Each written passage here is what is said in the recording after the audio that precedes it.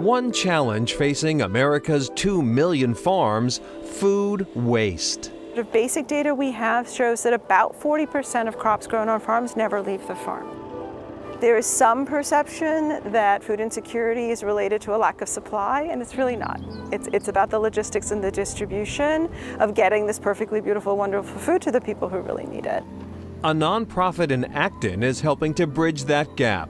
Boston area Gleaners rescues surplus farm crops and distributes them to local hunger relief organizations. Executive Director Usha Takrar. We have a database that we use for tracking everything from the minute we get the call from the farmer to the minute it gets dropped off at a food pantry. We track the date, the quality, the crop. All of this work is done by a small staff and a network of nearly 4,000 volunteers. We estimate that we reach somewhere between 500 and 600 pantries in the area.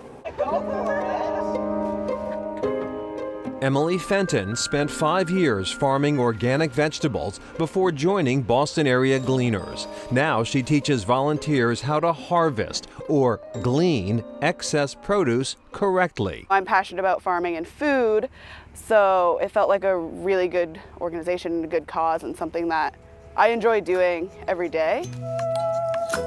This afternoon is time to harvest rows of slightly imperfect corn at Applefield Farm in Stowe.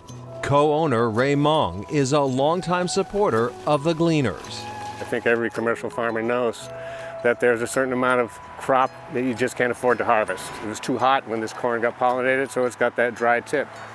It's unmarketable. No one will pay a retail price for that.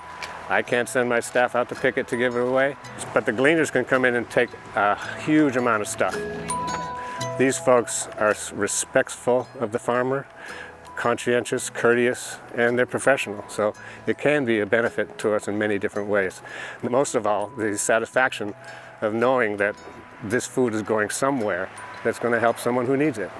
Boston area Gleaners also recently acquired its own farm in South Acton, Stonefield Farm. Any excess produce here, the Gleaners know what to do with it.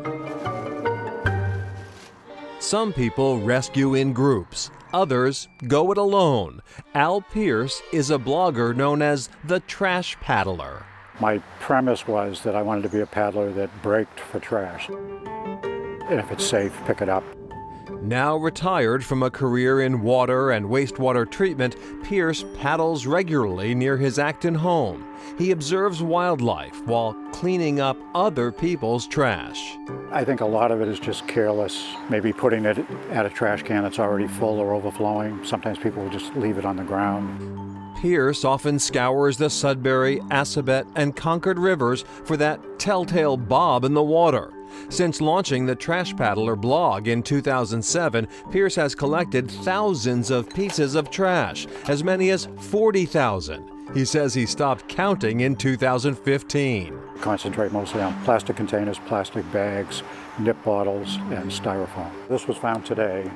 Pierce's biggest concern, microplastics. It becomes brittle at a point, and then it just literally disintegrates into thousands of little pieces. Fish will eventually eat them, so if we can keep them from getting into the ocean, that's a big plus. Pierce disposes or recycles what he finds, saving a few keepsakes and encouraging others to pick up trash paddling. If you bring a pair of gloves and a bag, you might want to consider picking up a couple of pieces of trash. I know I'll just keep doing it as long as I can. What he does makes a huge difference. Allison Field Juma appreciates Pierce's work. She's executive director of OARS, a Concord-based preservation group for the Sudbury, Assabet, and Concord rivers. We do a lot of water quality monitoring, and then we start to track down what is the cause of the problem. Trash is an issue, but the biggest problem is invisible. Some of the more serious pollutants are nutrients, like phosphorus, things that come out of wastewater treatment plants or that run off of roads. There are all kinds of even hormone-disrupting compounds.